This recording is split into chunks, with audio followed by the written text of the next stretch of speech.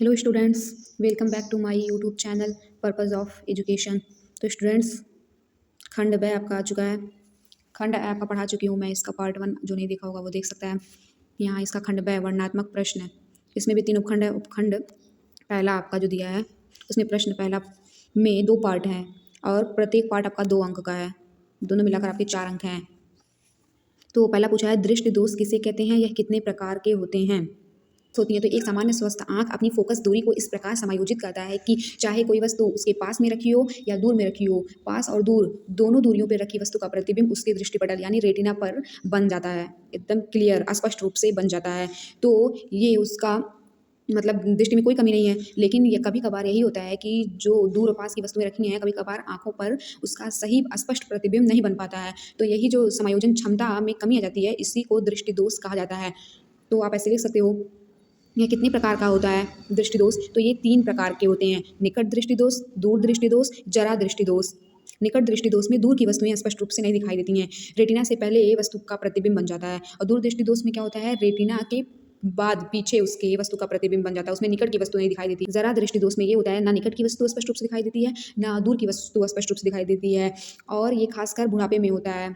खैर, इन सब के बारे में नहीं लिखना है, बस इसमें 3 प्रकार पूछा है, तो निकट दृष्टि दोष, दूर दृष्टि दोष, जरा दृष्टि दोष। बस नाम आपको बता देना, आपको 2 अंक मिल जाएगा। दूसरा पूछा है, हमें आकाश में इंद्रधनुष केवल वर्षा के पश्चात ही क्यों दिखाई देता है। तो जब बारिश होती है तो आप देखते होंगे कि इंद्रधनुष तो सबने देखा होगा, आसमान में 7 रंगों में जो निकलता है बारिश के बाद। तो वही पूछ रहा है कि इंद्रधनुष वर्षा के बाद ही क्यों दिखाई देता है। आकाश में जो जल की सूक्ष्म बूंदें होती हैं, उस पर जब प्रकाश की किरणें पड़ती हैं तो एक माध्यम से दूसरे माध्यम जा रही है। पहले प्रकाश की किरणें वायु में आ रही थी, फिर जल की बूंदों में जा रही हैं, तो वायु से द्रव में जा रही है ना किरणें, तो एक माध्यम से दूसरे माध्यम में जाती हैं तो प्रकाश विचलित हो जाता है। जब जल की बूंदों में प्रकाश की किरणें पड़ती हैं तो अपने मार्ग से विचलित हो जाता है थोड़ा सा। तो फिर जो उसका टोटल आंतरिक विचलन होता है, उसी के कारण जो मनुष्य की नेत्र पर जो प्रकाश का प्रतिबिंब बनता है वो अब 7 रंगों में बिखर जाता है। मतलब जो जल की बूंदें होती हैं वो प्रिज्म की तरह कार्य करने लगती हैं। प्रिज्म कैसा होता है, वो ऐसे त्रिभुजाकार होता है और वे पारदर्शी होता है। पारदर्शी त्रिभुजाकार एक माध्यम होता है प्रिज्म। तो जल की बूंदें प्रिज्म की तरह कार्य करने लगती हैं। जब सन है, यहाँ पे सन है, सूरज है, यहाँ से प्रकाश की किरणें ऐसे आई, ये जल की बूंदें थी लेकिन ये प्रिज्म की तरह कार्य करी। जब जल की बूंदों में प्रकाश की किरणें पड़ी तो उनको ऐसे जाना चाहिए था, कलर चेंज कर लें उसको, मतलब ऐसे जाना चाहिए था ना, लेकिन वो थोड़ा सा ऐसे विचलित हो गई, ऐसे जाने लगी। तो वही जो टोटल आंतरिक विचलन हुआ, जिसके कारण मनुष्य की आंखों पे जो प्रकाश का प्रतिबिंब दिखाई दे रहा है वो 7 रंगों में है, बिखर गया। वो 7 रंगों में बिखर गया, जिसको इंग्लिश में हम लोग विब्रियोर कहते हैं। तो आपको एक पॉइंट याद होना चाहिए कि जो इंद्रधनुष बनता है आसमान में, वो हमेशा सूर्य के विपरीत दिशा में बनता है। तो जब प्रकाश की किरणें पहले आई तो जल की बूंदों में पड़ी तो इनका अपवर्तन हुआ एक माध्यम से दूसरे माध्यम में, फिर इनका विक्षेपण हुआ 7 रंगों में, वो अपने फैल गई किरणें। फिर जब ये बूंदों से बाहर निकलता है फिर इनका अपवर्तन होता है, फिर एक माध्यम से दूसरे माध्यम में किरणें जाती हैं। तो जो प्रकाश का परिक्षेपण हुआ है और आंतरिक परावर्तन, इन्हीं के कारण आकाश में इंद्रधनुष केवल वर्षा के पश्चात ही दिखाई देता है। इस क्वेश्चन पे आ जाते हैं। आपसे प्रश्न दूसरा जो पूछा है, सब में आपके 2-2 पार्ट हैं, पहले में भी, दूसरे में भी, तीसरे में भी, और प्रत्येक पार्ट आपका 2 अंक का है, कुल मिला के आपका 4 अंक का है। जैसे पहला प्रश्न आपसे पूछा है, उत्तल लेंस को अभिसारी लेंस क्यों कहा जाता है। तो आपको यहाँ पे समझा दें, उत्तल लेंस तो हम लोग ऐसे सन बना लिए सूरज, उससे ऐसे आपतित जो समांतर किरणें हैं, ये जो नीले रंग की आपको दिख रही हैं, ये सूर्य से आने वाली आपतित समांतर किरणें हैं। ये जब उत्तल लेंस से होकर गुजरती हैं तो अपवर्तन के फलस्वरूप ये एक बिंदु पर जाकर मिलती हैं। यानी उत्तल लेंस प्रकाश से आने वाली समांतर किरणों को अभिसरित करती है, इसलिए इसको अभिसारी लेंस कहते हैं। एक बिंदु पर अभिसरित कर देती है, सिकोड़ के एक बिंदु पर जाके मिलाती है। दूसरा प्रश्न पूछा है, अवतल दर्पण तथा उत्तल दर्पण के उपयोग लिखिए। 2 अंक में आपका पूछा है, तो पहले आप अवतल दर्पण के उपयोग हेडिंग डाल के उसमें पहला, जैसे नाई हजामत बनाने के लिए अवतल दर्पण का उपयोग करता है। जो शेविंग करते हैं, दाढ़ी वगैरह जब नाई बनाता है तो जो सामने दर्पण लगा होता है वो आपका अवतल दर्पण होता है। और जैसे आपका आँख हो गया, कान हो गया, नाक हो गया, या गले का जो सूक्ष्म निरीक्षण करना होता है, सूक्ष्म इलाज करना होता है, तो डॉक्टर जो होते हैं अवतल दर्पण का उपयोग करते हैं आपके। और टॉर्च में आपका, सर्च लाइट वाहनों में अवतल दर्पण का, जो आपका बैटरी लेके आप चलते हो उस पर जो ऊपर दर्पण लगा होता है वो आपका अवतल दर्पण होता है। तो ऐसे बहुत सारे उपयोग हैं, 2-3 लिख दीजिएगा, क्योंकि अवतल दर्पण के उपयोग का 1 अंक मिलेगा, उत्तल दर्पण के उपयोग का 1 अंक, तो बहुत ज़्यादा लिखने का कोई मतलब है नहीं। उत्तल दर्पण के उपयोग में आप लिख लीजिएगा, दर्पण का उपयोग जो आप लोग कार में बैठते हो, गाड़ी में बैठते हो, कार गाड़ी में जो मिरर लगा होता है साइड में, वो उत्तल दर्पण होता है आपका। कॉन्वेक्स मिरर होता है, वो क्या करता है पीछे से आने वाली वाहनों गाड़ियों को देख सकता है, जिससे मतलब एक्सीडेंट होने से बचा जा सकता है। और स्ट्रीट लाइट के परावर्तक के रूप में भी होता है। सकरे रास्ते से चौड़े रास्ते पर चलने वाले वाहनों को देखने के लिए भी ट्रैफिक के रूप में किया जाता है। तो ऐसे आप 2-3 उपयोग लिख सकते हो। प्रश्न तीसरा पूछ रहा है, इसमें भी 2 पार्ट हैं, प्रत्येक पार्ट आपका 2 अंक का है। पूछा है किसी 4 ओम प्रतिरोधक से प्रति सेकंड 100 जूल ऊष्मा उत्पन्न हो रही है, प्रतिरोधक के सिरों पर विभवांतर ज्ञात कीजिए। तो इसको तो हल करना है, मतलब न्यूमेरिकल वाला प्रश्न है, तो इसको हल करने के लिए पहले आपको लिख लेना होगा, दिया है जो आपको दिया उसको लिख लेना है। जैसे आपको प्रतिरोध 4 ओम दिया है, प्रति सेकंड टाइम 1 सेकंड और ऊष्मा आपका 100 जूल दिया है, तो आपको विभवांतर निकालना है। तो मैंने यहाँ पे लिख लिया है, जैसे कि आपका 4 ओम प्रतिरोध दिया था, समय आपका 1 सेकंड दिया था, ऊष्मा आपका 100 जूल, तो विभवांतर निकालने को पूछ रहा था। तो आपका जो सूत्र होता है, सूत्र से जो आपका ऊष्मा का सूत्र होता है H बराबर V square into T by R, ये आपका ऊष्मा का सूत्र होता है। 100 जूल ऊष्मा दी है बराबर वी स्क्वायर इंटू टी, समय आपका 1 सेकंड दिया, प्रतिरोध आपका 4 दिया है, तो फिर ये गुणा करेंगे तो वी स्क्वायर का 1 में वी स्क्वायर हो जाएगा, 100 का 4 में गुणा करेंगे तो आपका 400 हो जाएगा। अब इसका वर्गमूल ले लेंगे 400 का, 400 का वर्गमूल आपका 20 आ जाएगा, तो ये आपका विभवांतर है वो आपका 20 वोल्ट आ जाएगा। तो आपसे यही पूछा था प्रतिरोधक के सिरों पर विभवांतर, तो आपका 20 वोल्ट आ गया। तो आपको ये सूत्र ऊष्मा बराबर V square into T by R, ये सूत्र आपको पता होना चाहिए। आपके प्रश्न क्या आते हैं। दूसरा आपसे पूछा है, दोनों आपके न्यूमेरिकल वाले प्रश्न हैं और इसमें अथवा भी नहीं है तो आपको करना पड़ेगा। तो ये बेसिक सवाल आपके आने चाहिए। 20 ओम प्रतिरोध की कोई विद्युत स्तरी 5 एम्पीयर विद्युत धारा लेती है, 30 सेकंड में उत्पन्न ऊष्मा परिकलित कीजिए। तो जो आपका दिया है पहले उसको लिख लिया जाए। पिछला वाला जो प्रश्न था उसमें आपको ऊष्मा दिया था, उसमें विभवांतर पूछ रहा था प्रतिरोधक के सिरों पर, लेकिन इसमें आपको ऊष्मा निकालना है। तो आपका जो सूत्र हो जाएगा, सूत्र से H बराबर क्या होता है V square into T by R, ये पिछले में हम लोग यूज किए थे। इसी फॉर्मूले को हम लोग ऐसे भी लिख सकते हैं ना, V square into T by R दिया था, तो इंटू टी बाई आर को रहने दे रहे हैं। वी स्क्वायर की जगह पे वी बराबर क्या होता है आई इंटू आर, तो वी स्क्वायर को आई स्क्वायर आर स्क्वायर लिख सकते हैं। एक आर से एक आर कैंसिल हो जाएगा, तो हमारा क्या बचेगा आई स्क्वायर आर टी। तो इस फॉर्मूले को हम लोग इस टाइप लिख सकते हैं, क्योंकि हमको समय पता है, प्रतिरोध पता है, धारा पता है, आपको ऊष्मा निकालना है। तो हम लोग इस रूप में ले आए, आई आर टी तीनों पता, तीनों का मान रख देंगे तो हमको उसमें पता चल जाएगा। और पहले जो आपका फार्मूला दिया था उसमें हम लोगों को विभवांतर की भी जरूरत पड़ती, इसमें विभवांतर की भी जरूरत पड़ती, तो हमारे पास विभवांतर नहीं है ना, तो हम लोग विभवांतर को चेंज कर दिए, इस रूप में ले आए।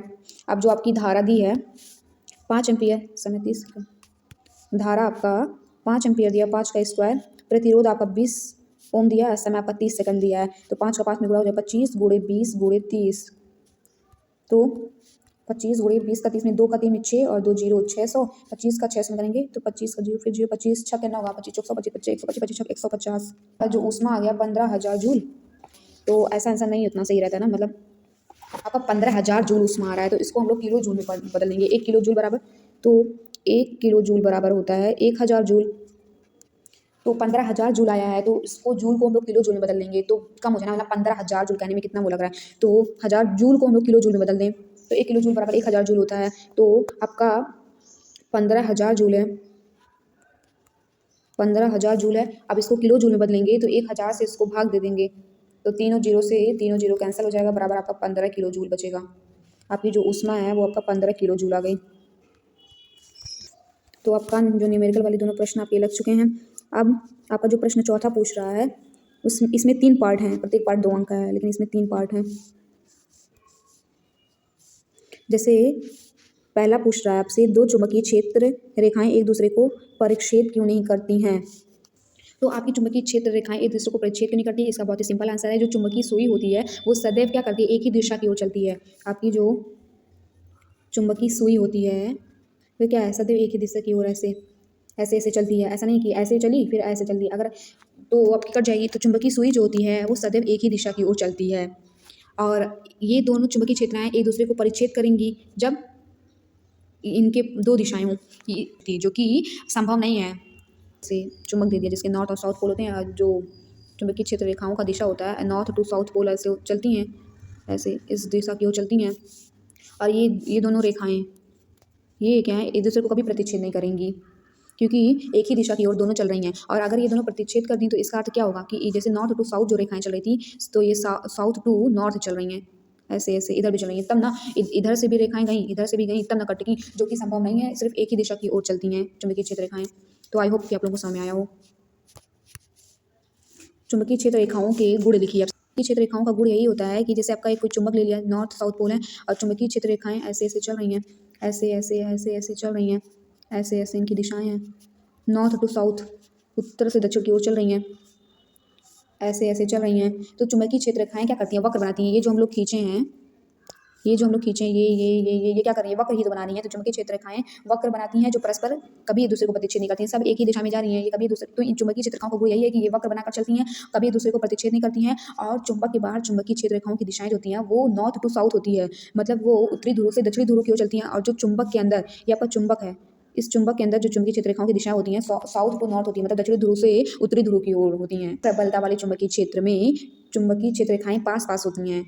जैसे ये जो चुंबकीय क्षेत्र रेखाएं खींचे हैं, ये मतलब दूर दूर हैं, लेकिन जब बहुत ज़्यादा चुंबकीय क्षेत्र रहेंगे ऐसे, मतलब ऐसे पास पास होंगी कब, जब अधिक प्रबलता वाला चुंबकीय क्षेत्र रहेगा, मतलब ज़्यादा चुंबकीय क्षेत्र रहेगा तो ये चुंबकीय क्षेत्र रेखाएं क्या होंगी, पास पास रहेंगी। और कम प्रबलता वाले चुंबकीय क्षेत्र में चुंबकीय क्षेत्र रेखाएं दूर दूर होंगी। जब चुंबकीय क्षेत्र रेखाएं दूर दूर बनेंगी तो मतलब चुंबकीय क्षेत्र कम है।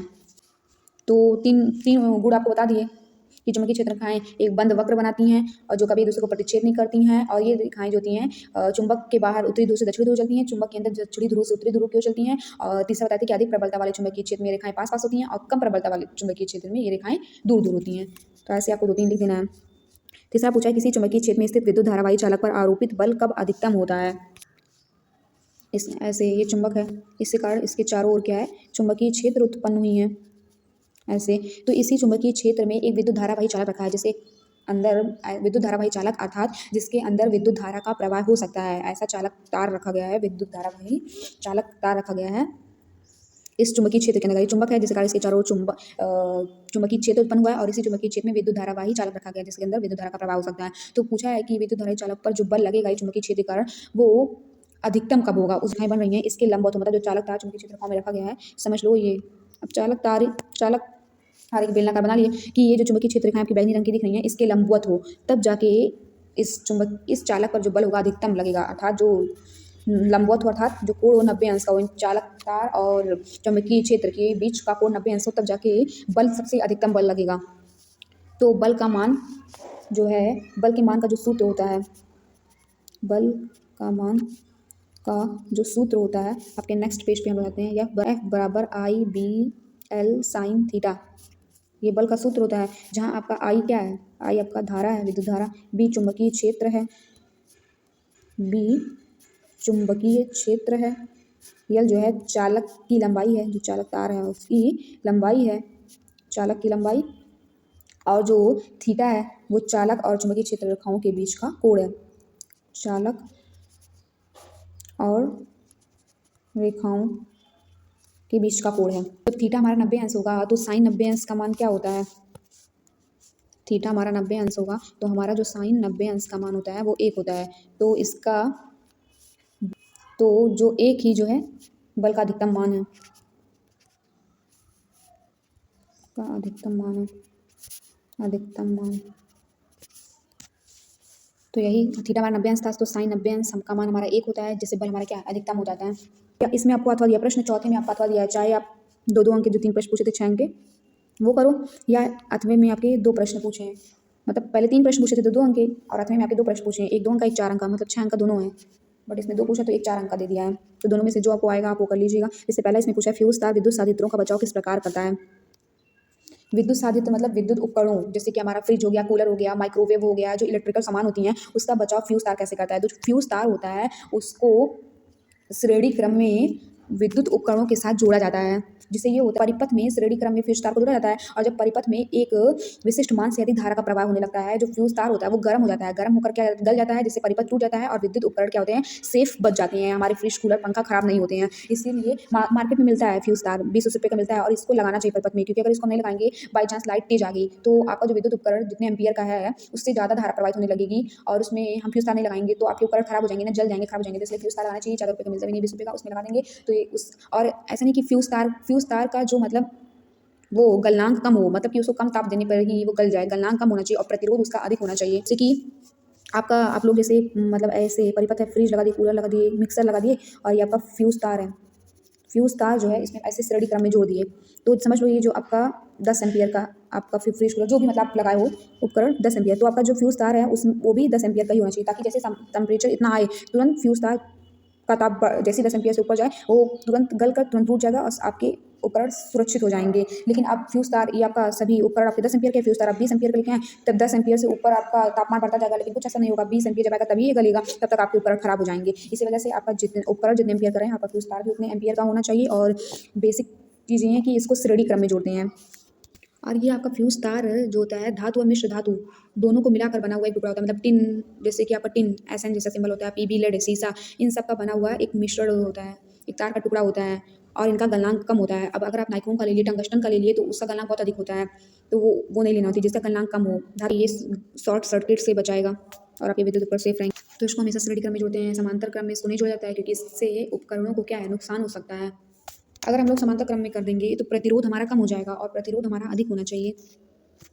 तो इसमें जो आपसे पूछा था कि जो फ्यूज़ तार विद्युत साधित्रों का बचाव किस प्रकार करता है, तो आई होप कि आप लोगों को समझ में आ गया हो।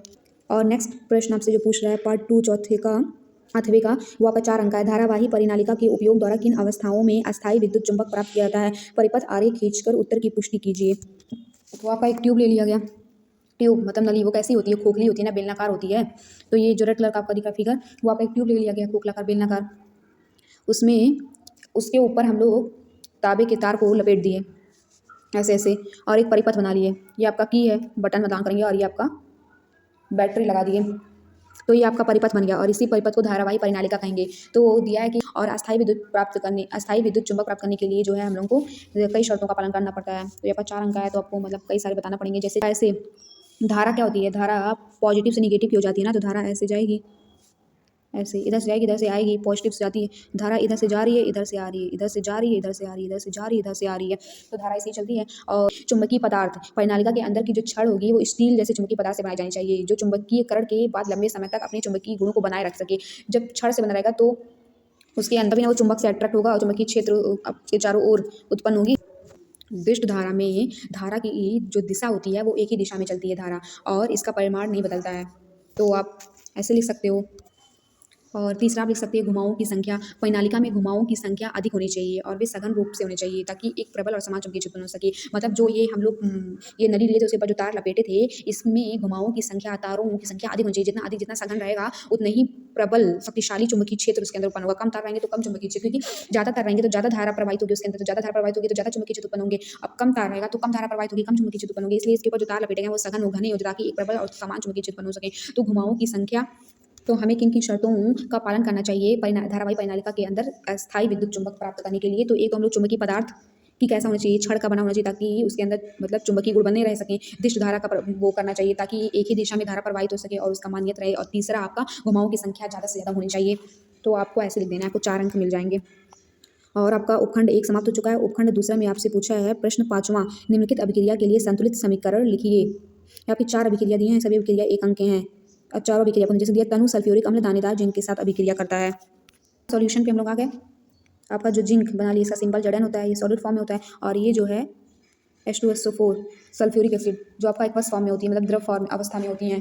तो आपका जो सल्फ्यूरिक एसिड H2SO4 है वो आपका जिंक के साथ अभिक्रिया करता है। तो आपका क्या प्राप्त होगा, इसका अभिक्रिया करके जो मतलब आपका प्रोडक्ट बनेगा वो बताना है। तो जिंक जो है सल्फेट के साथ अभिक्रिया करके जिंक सल्फेट बना देगा, प्लस आपका हाइड्रोजन गैस रिलीज हो जाएगी। और ये आपकी विस्थापन अभिक्रिया है, विस्थापन या प्रतिस्थापन, अर्थात जो अधिक क्रियाशील तत्व है जिंक का सल्फ्यूरिक एसिड में से हाइड्रोजन को विस्थापित करके खुद जिंक के साथ जुड़ गया और हाइड्रोजन को विस्थापित कर दिया। तो जिंक ज़्यादा क्रियाशील है हाइड्रोजन की तुलना में, तो इसको विस्थापित करके अपने जिंक के साथ जुड़ गया।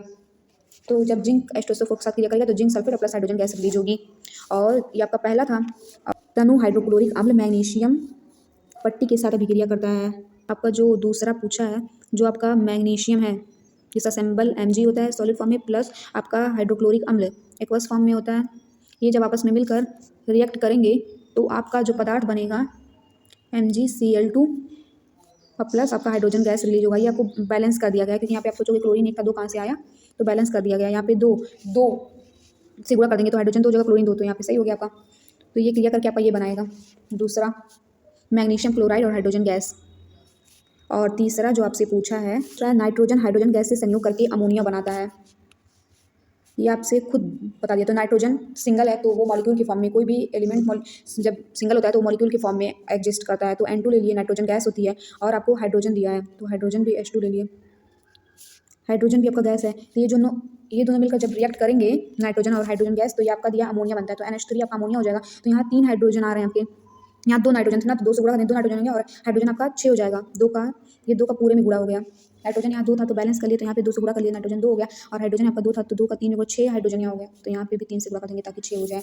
तो नाइट्रोजन हाइड्रोजन के करके अमोनिया बना दिया। तो आप बना दोगे, लेकिन आपको यहाँ बैलेंसिंग भी करना चाहिए। सही बैलेंसिंग आपको आनी चाहिए कि जितना आपके रिएक्टेंट में, आपकी मतलब जो भी क्रिया करते समय जितना हाइड्रोजन जितना नाइट्रोजन है, आपके उत्पादक प्रोडक्ट बनने के बाद भी उतना ही नंबर ऑफ नाइट्रोजन हाइड्रोजन होनी चाहिए। अगर आप इसको गलत कर दोगे तो भी आपका मार्क्स कट सकता है। तो बैलेंसिंग भी आपको आनी चाहिए, रिएक्शन भी आनी चाहिए, बैलेंसिंग भी। अब आपका जो चौथा पार्ट पूछा है, हाइड्रोजन सल्फाइड गैस का वायु में दहन होने पर जल एवं सल्फर ऑक्साइड बनता है।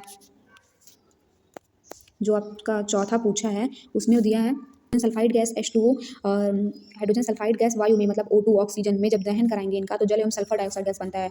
तो H2O और SO2 ये बनता है, बता रहा है। तो ये बना दिए, तो ये आपका आंसर नहीं मिल जाएगा, आपको इसको बैलेंस करना पड़ेगा।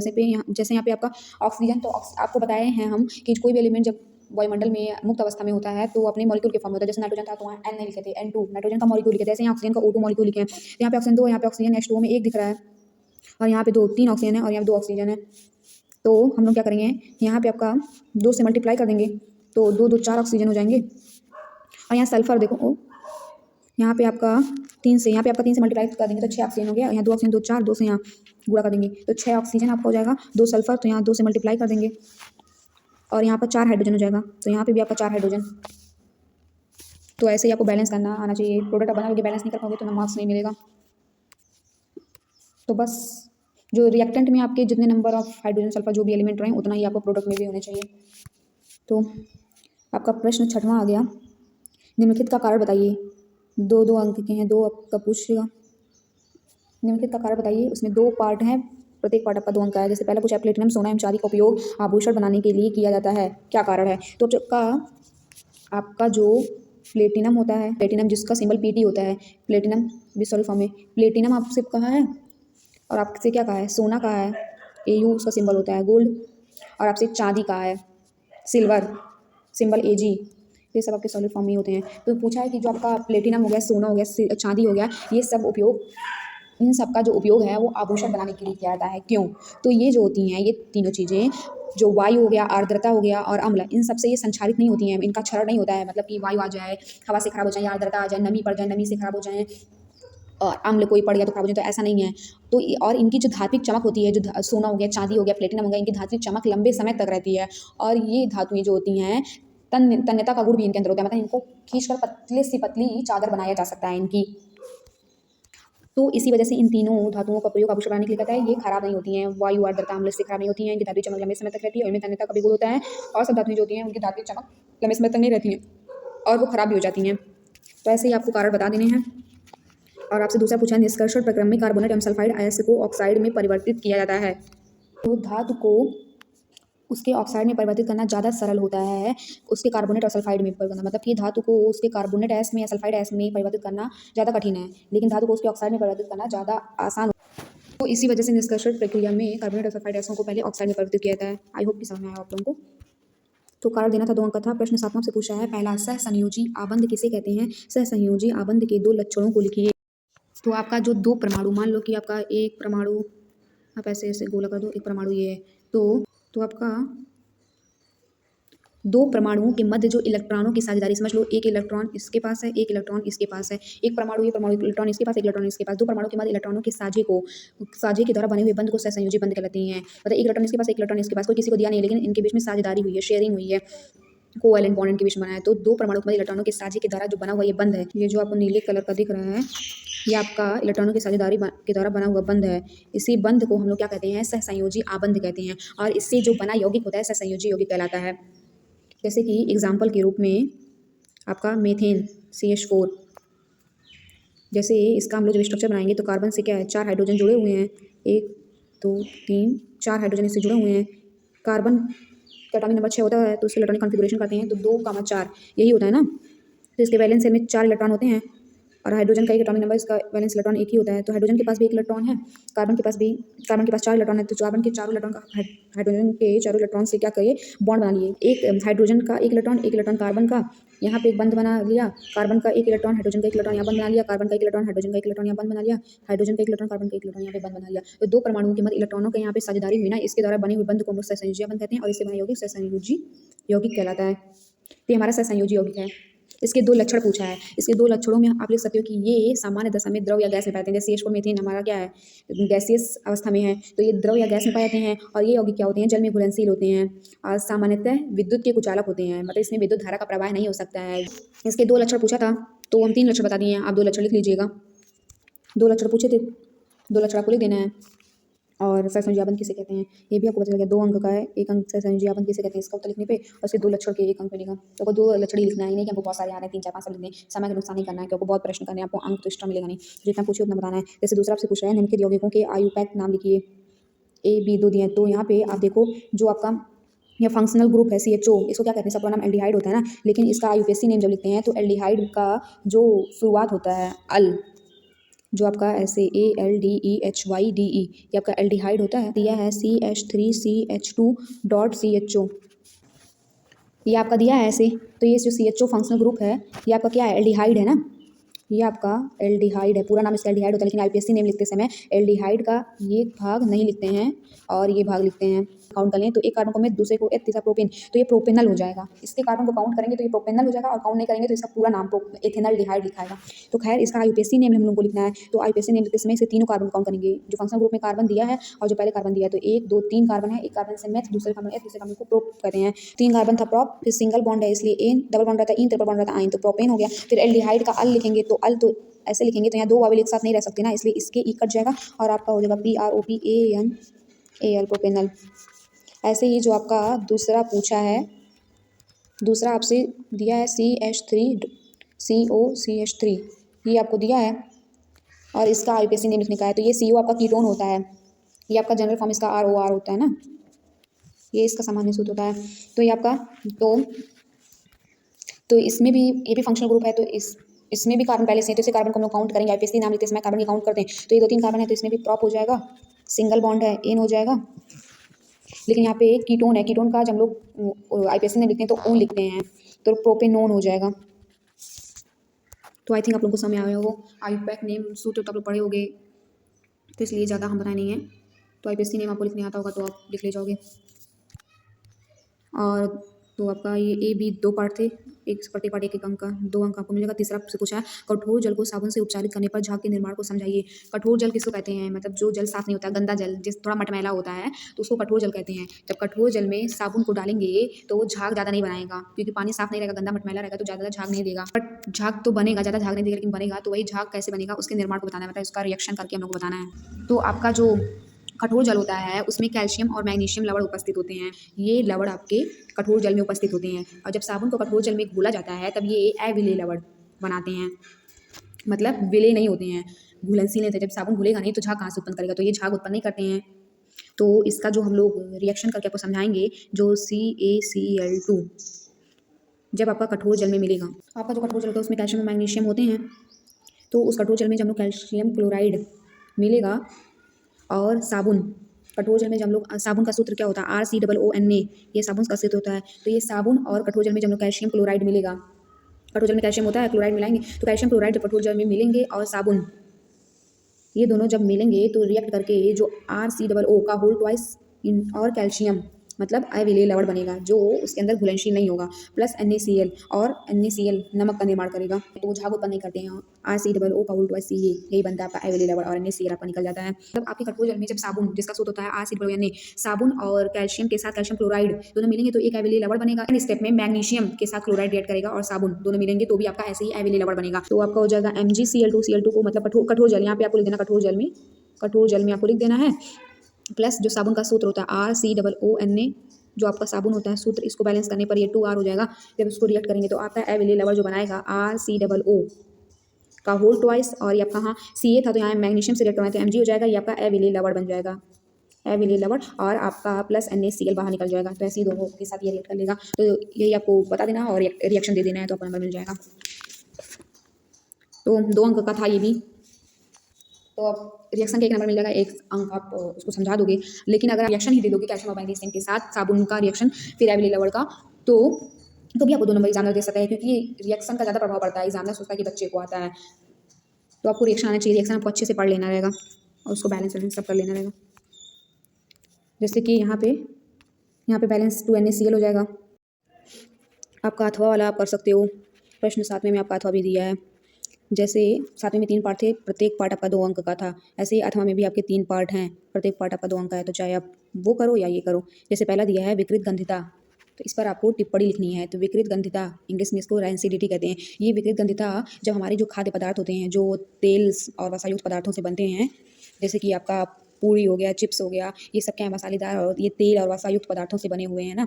तो ये जब ऑक्सीजन के संपर्क में आते हैं तो तब ऑक्सीजन से क्रिया करते हैं, इनका ऑक्सीकरण होता है, जिसके कारण इनके स्वाद और गंध में क्या होता है, बदलाव आ जाता है और ये खराब हो जाते हैं। हाय सुबह तक स्मेल करने लगता है, खराब हो जाते हैं। तो ये क्या होता है, उनका ऑक्सीकरण हो जाता है, ऑक्सीजन से रिएक्ट कर लेते हैं, जिसके कारण उनके स्वाद और गंध में बदलाव आता है, वो बदबू देने लगते हैं। उसी को विकृत गंधिता कहते हैं। और इससे रोकने के उपाय भी लिख सकते हो कि खाद्य पदार्थों को वायुरोधी पात्रों में रखकर, मतलब ऐसा पात्र जिसमें हवा प्रवेश न कर सके, ऐसे पात्र में अगर हम खाद्य पदार्थ को रख देंगे तो वो सेफ रहेगा, क्योंकि वायु आ रही थी तभी ना वो उससे अभिक्रिया कर ले रहा था, ऑक्सीकरण हो जा रहा था, जिसके कारण स्वाद में बदलाव आ जा रहा था। जब हवा पास करेगी ही नहीं तो वो भोजन खराब भी नहीं होगा। और उसको रेफ्रिजरेटर के अंदर भी रख देंगे, यानी मतलब आपकी फ्रिज के अंदर क्या होता है, टेम्परेचर कम होता है, तो वो भी क्या करेगा, खाद्य पदार्थ उसमें खराब नहीं होंगे, मतलब जल्दी खराब नहीं होंगे।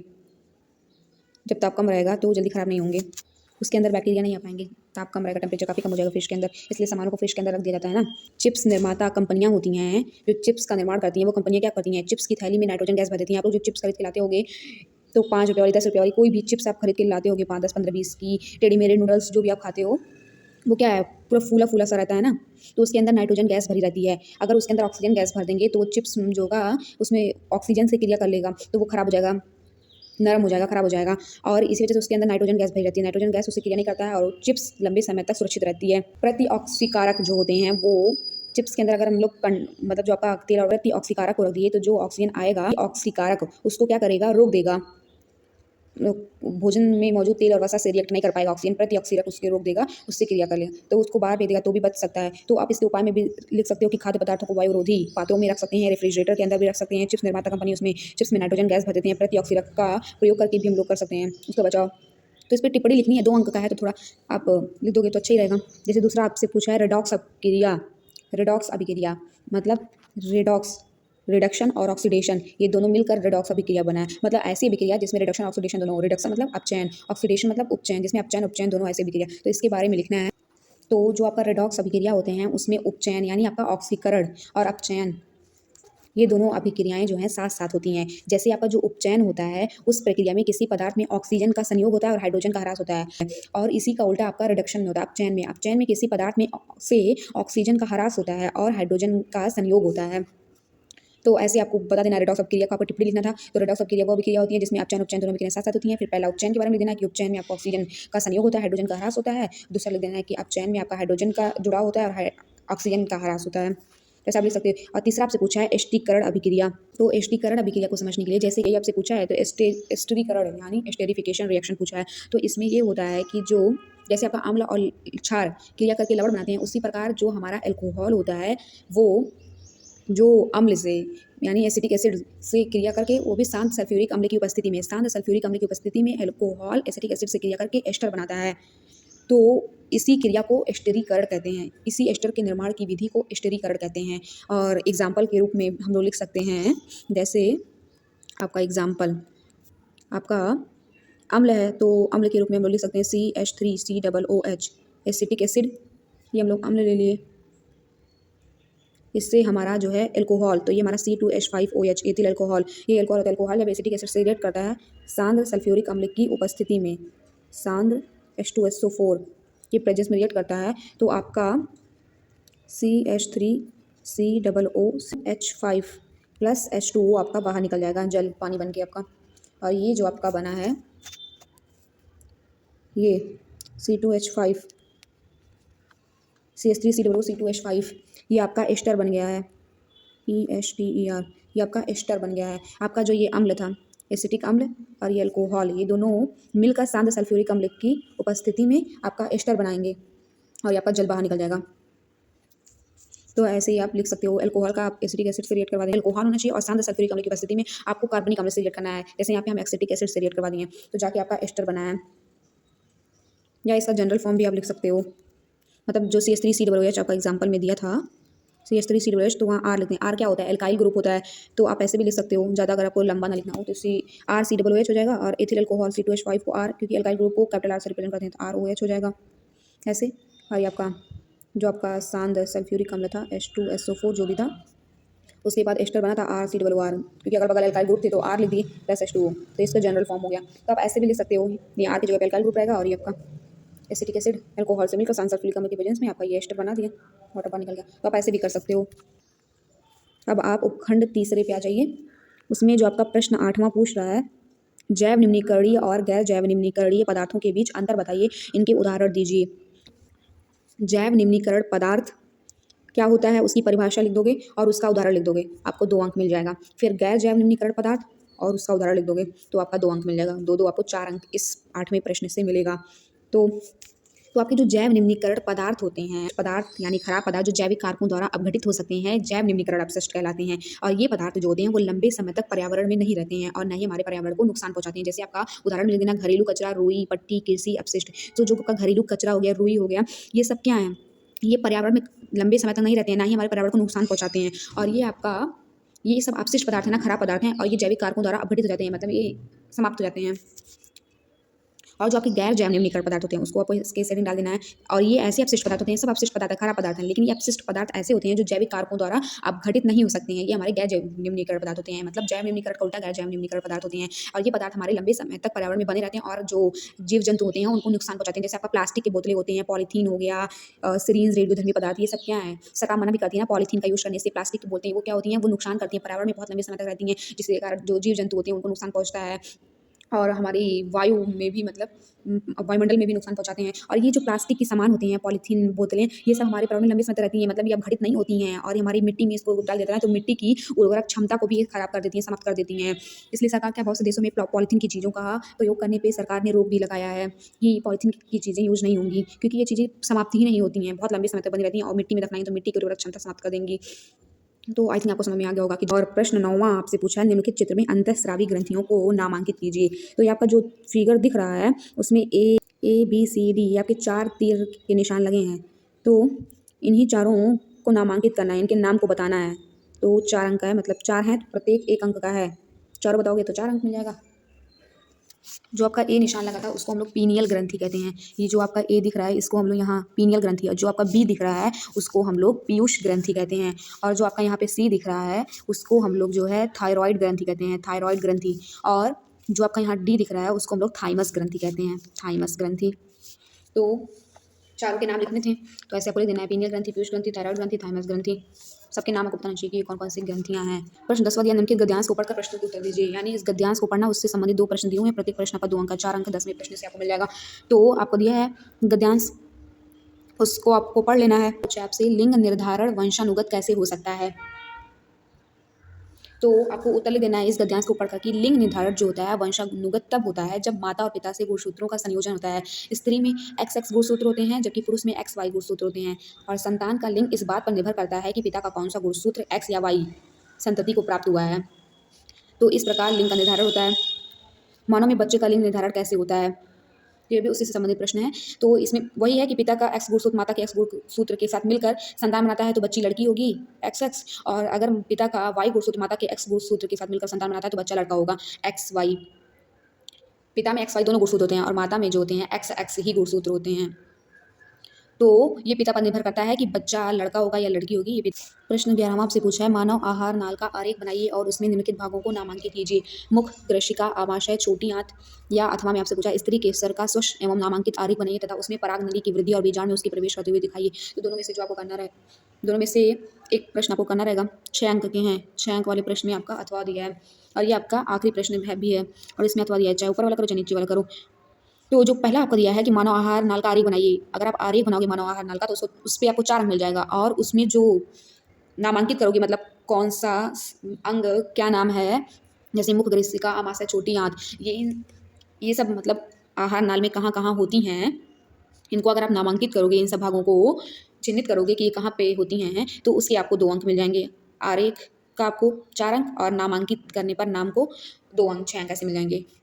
जैसे यहाँ पे आपको एक मानव आहार नाल का चित्र दिख रहा है, तो ये चित्र आप ऐसे बना दोगे, 4 अंक, इसमें नाम को अंकित कर दोगे तो आपको 2 अंक मिल जाएगा। इसमें बहुत सारे नाम अंकित किए हुए हैं, लेकिन आपको क्या क्या पूछा है, आपको पूछा है मुख, ग्रसिका, अमाशय, छोटी आंत। तो आपका यहाँ पे मुख होता है, जो तीर का निशान लगा है, ये आपका मुख, और ये आपका गले से नली आ रही है, ये आपकी ग्रसिका होती है, और यहाँ पे आपका नली से जाता हुआ ऐसे जो दिख रहा है, ये अमाशय है, और ये आपका जो फेफड़ा होता है, मतलब ये जो नीचे, ये आपका डायफ्राम है, पित्ताशय पिंड का भंडारण करता है, यहाँ जो तीर का निशान लगा है, पित्त नली है, ये यकृत है, यानी यहाँ पर लीवर है नीचे, याग्नाशय है जहाँ भोजन का दहन होता है, फिर वृद्रांत आपका यहाँ पे है, ये गुदा द्वार है, और ये आपका परिशेषिका है।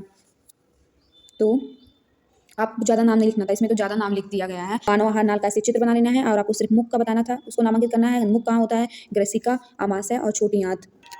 और छोटी आंत यहाँ पे तो नहीं लिखा है, लेकिन यहाँ नीचे आपकी छोटी आंत होती है,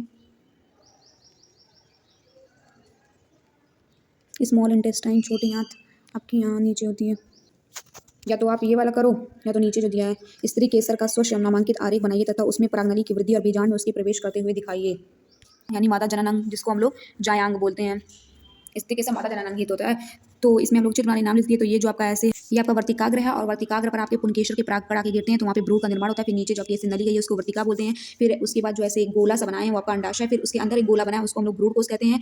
फिर ये जो बीच में दो पॉइंट दिख रहे हैं वो आपका द्वितीयक केंद्रक है।